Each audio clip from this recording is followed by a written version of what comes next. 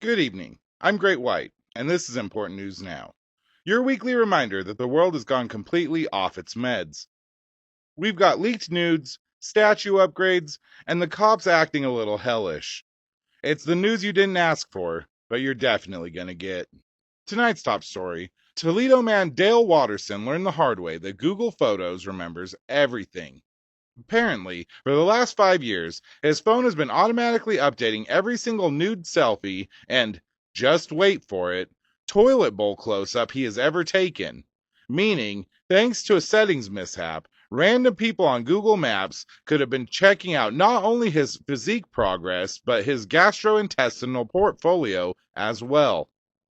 Watterson first discovered the disaster when he got a Google Memories notification that said, "Look back at your special moments." And what followed was a slideshow that made him want to go dig his own grave. And it gets worse. One of the photos was linked to a McDonald's bathroom review.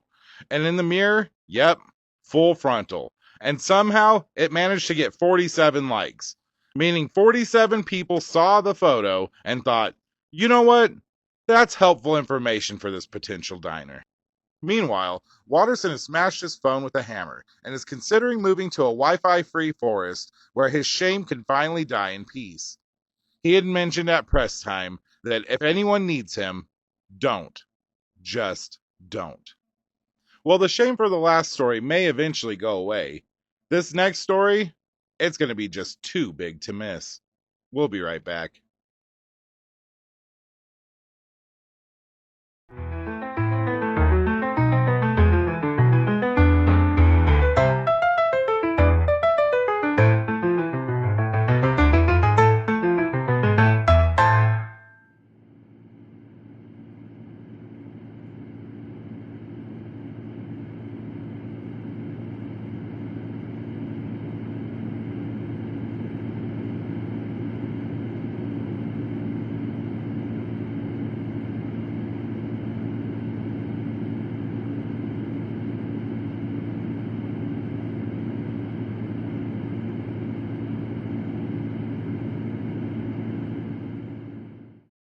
In Florence, Italy, the Opera del Duomo Museum has decided the best way to celebrate Black History Month is by giving Michelangelo's David a little enhancement, or actually, a pretty big one. Starting in February of 2026, the statue will receive a progressively larger prosthetic edition, in a program that they're calling David XL. Museum officials claim it's a mean to foster global inclusivity, though based on their press conference, which was basically a room full of curators refusing to make eye contact, I think this may have just been a panic move after someone had asked them to name the 5 black artists that they had featured over the past year. Reactions have been mixed. American tourists are calling it unhinged but hilarious. Locals are dreading February, and one museum guard said, "I already have body issues. Now I have to look at that thing every day?"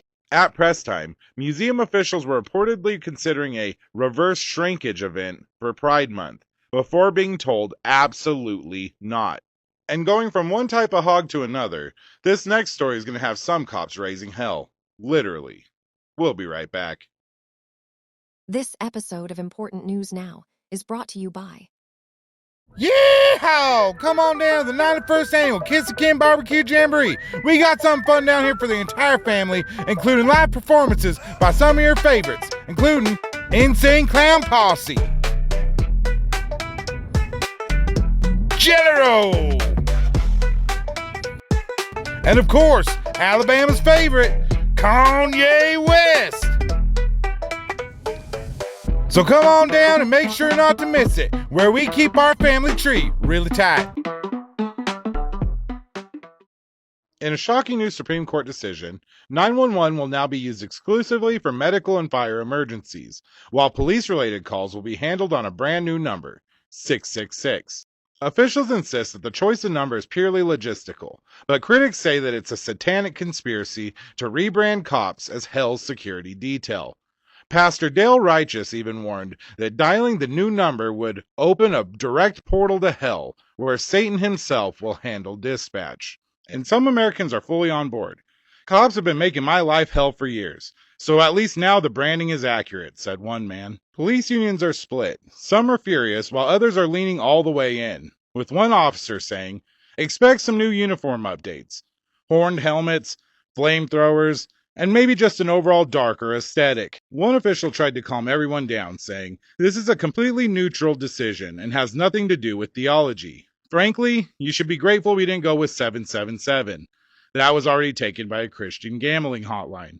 The new 666 line is already live, and early reports say officers are now showing up in a puff of red smoke while Enter Sandman plays.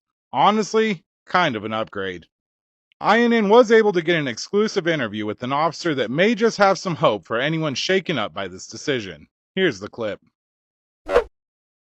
Alright, we're here with Sergeant Salami today, and he has a few words for all the people that are kind of upset with the recent number change. Sir, what do you have to say about this?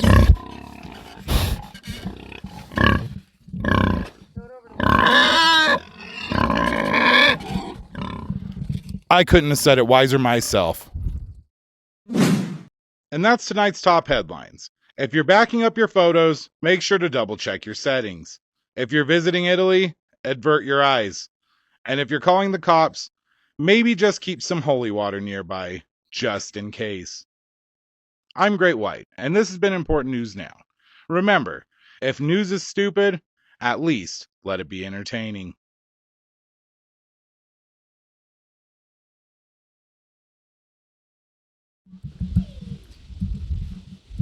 Damn stupid shit. I don't. Mother son of a bitch.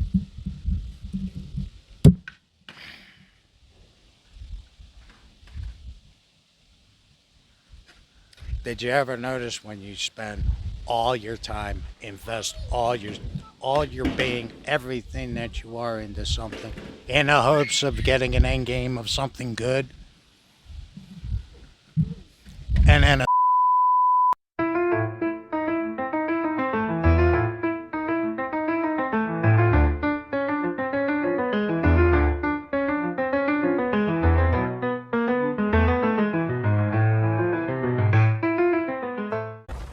Welcome to Wise Words from the Man on the Streets. Tonight's story, The Tragedy of Professor Pennington. In the hallowed halls of Crestwood University, where the scent of ink and dusty novels filled the air, lived a man whose soul was not bound by mere flesh, but by words. Professor Jonathan Pennington, a man of letters and a craftsman of words, poured his very essence into the emails he sent forth into the digital void. okay, so there I am. I'm like checking out all my emails. Everybody wants something from me. Would it kill you sometime to give a little bit? I mean, come on. I'm over here trying to get bus fare. You're over there writing poetry. It doesn't add up.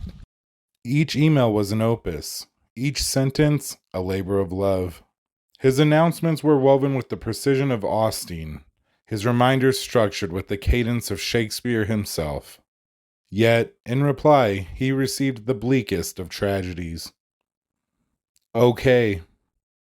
Thanks, spelled THX. A solitary thumbs up emoji. So yeah, just like I write my congressman, it's like, hey man, I'll put the park benches back. You know, we need them at the bus stations. We need those benches back too. 6 weeks later, I get a letter. Thank you for your feedback. We appreciate it. Still no park benches. Pennington's passion began to falter. He experimented with humor, alliteration, even secret messages. If you're reading this, reply with banana pancakes for extra credit. But the silence was deafening. So I get an email. It says reply, banana pancakes. I replied, banana pancakes. I sent it to my parole officer. He said he doesn't like banana pancakes, but he sent me a welfare check. Good guy. Finally, with trembling hands, Professor Pennington sent his last despairing message. My dear colleagues and students, this is the end. No more shall I send emails into the abyss. You have bested me. Farewell.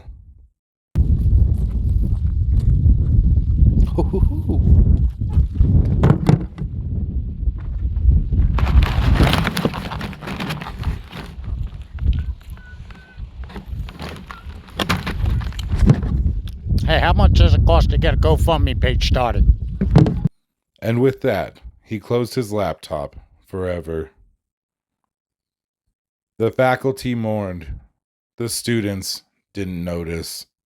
And the world kept turning as if it never even happened. Ah, Pennington, my good man. I hope all is well at Yale.